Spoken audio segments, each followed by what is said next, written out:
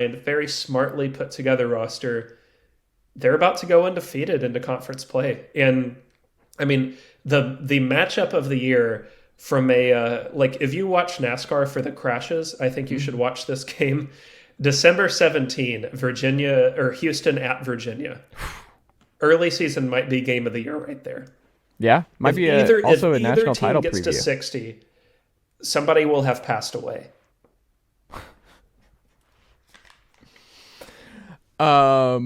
Will, you mentioned being undefeated going into conference play.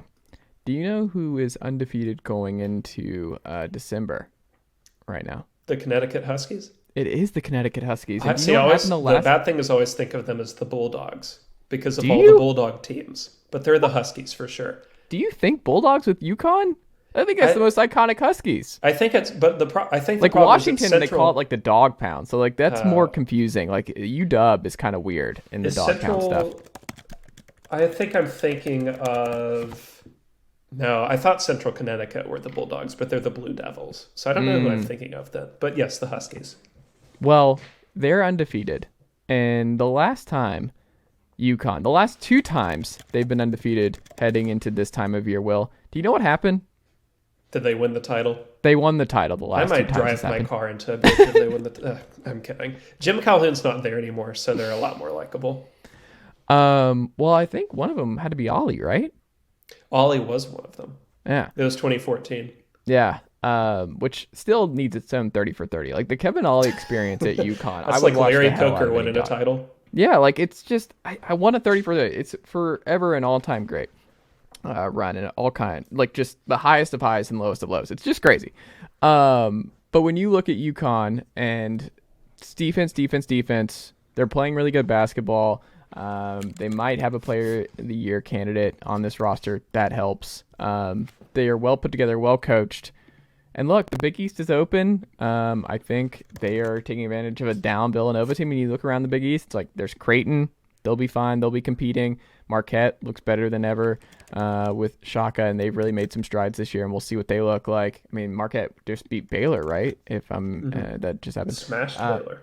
Yeah, and I mean they're good. I think they're probably going to be legit. But you look around, you're like, this UConn team will. What if we get a Final Four matchup, UConn versus UVA on one side of the bracket? How stoked are you? Honestly, I really enjoy watching UConn, to be honest. Like Dan Hurley's a very good coach. I don't think it's a large list. They are one of one right now in terms of teams that have both a top 10 KenPom offense and defense. Only team in America to do so. But I think I buy them.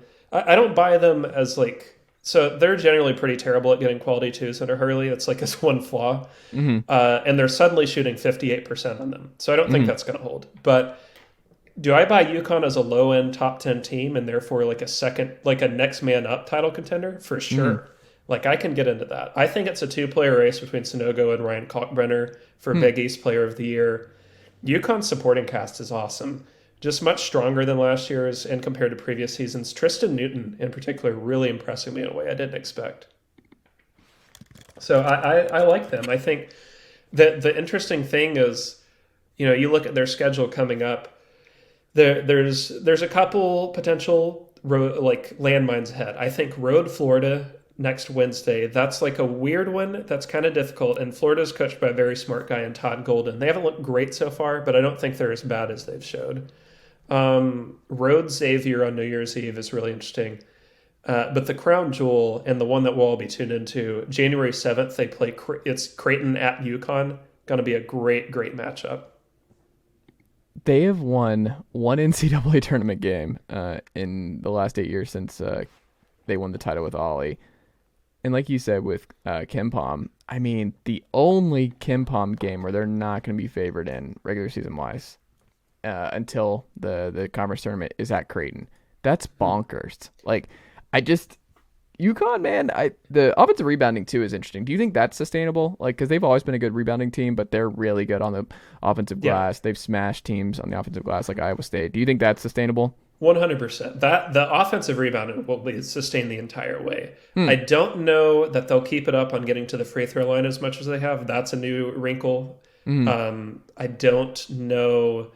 I mean, like, I definitely don't think they're going to hold opponents to 27% from three for a season. Nobody does. So somebody's going to get them eventually. And Creighton, honestly, could be a bad matchup in that sense. But the level to which they take away three-point attempts, Hurley has always been one of the best at that. And he creates lower variance basketball games because of it. So, I mean, I'm really fascinated to see who it is that does get them, because nobody goes undefeated. Everybody loses eventually. But will it be this Florida team that kind of plays a weird style of basketball? Will it be Xavier? Will it be Creighton? Could it be Marquette, who looks really good?